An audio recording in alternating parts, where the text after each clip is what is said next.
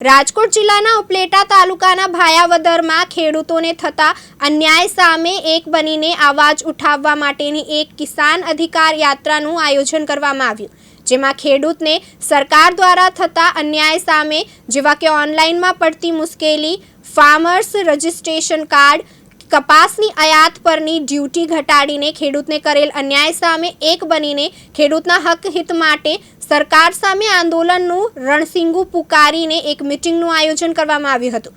ભાયાવદર શહેર સહિત આસપાસના ગામડાઓ કોલકી, મોટી પાનેલી, અરણી, ખીરસરા, વડાળી, પડવલા, માખીયારા, સાજડીયારી, ટીંબડી, ત્રણ કલારિયા, ભાખ, મોજીરા, ગઢાળા, ખાખી જાડિયા, નવાપરા, સેવંતરા, વાડલા તેમજ દરેક ગામડાઓના ખેડૂત મિત્રે આ મીટિંગમાં ખાસ બહોળી સંખ્યામાં હાજરી આપી હતી।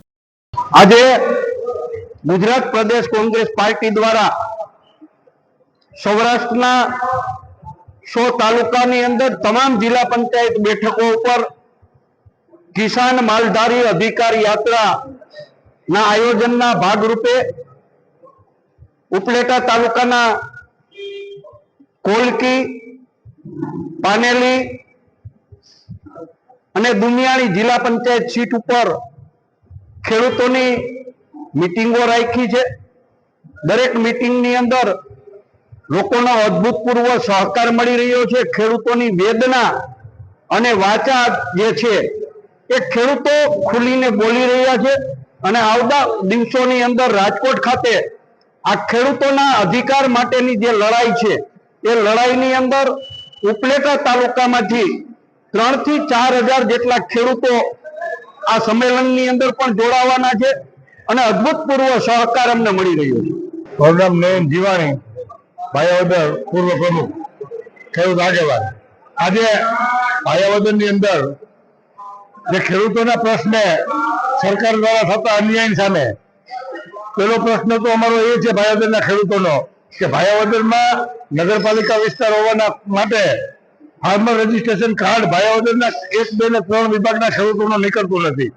આજે છેલ્લા 2 વર્ષ ત્યાં સહકારી મંડળી તેમજ ખેડૂત આગેવાનો દ્વારા કૃષિ મંત્રી, મુખ્યમંત્રીશ્રીને રજૂઆત કરેલ છે અને એક બાજુ સરકાર એમ કહે છે કે જે ખેડૂત પાસે ફાર્મર રજીસ્ટ્રેશન કાર્ડ નહીં હોય તો એવા ખેડૂતોને સરકારમાંથી આવતા જે કિસાન નીતિ સહાયના પૈસા કે અન્ય સરકારના લાભો નહીં મળે।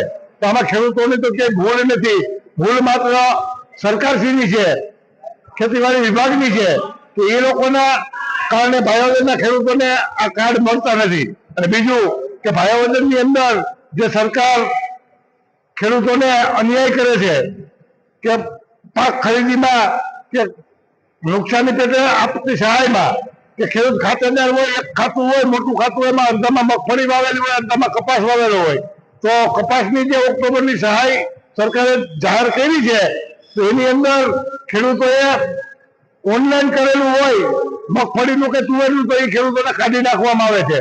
એ ખેડૂતો માટે, ભાયાવદરના ખેડૂતો માટે અન્યાય થાય છે। તેમજ જે કૃષિ વીમાની યોજના છે સરકારશ્રીની કે પાક કૃષિ ધિરાણ યોજના, તો એ વીમાની યોજના, કૃષિ વીમાની જે જૂની હતી એ જૂની યોજના ચાલુ કરે એવી આ વિસ્તારના ખેડૂતોની આજની સભાની અંદર માગણી કરેલ છે। જો આ સમય ટૂંક સમયની અંદર સરકાર ખેડૂતોની વાત નહીં સ્વીકારે તો એક ખેડૂત સંમેલન બોલાવી અને મોટું જબરદસ્ત આંદોલન કરવાની ફરજ પડશે। વિપુલ ધામેચા, દિવ્યાંગ ન્યૂઝ, ઉપલેટા, રાજકોટ।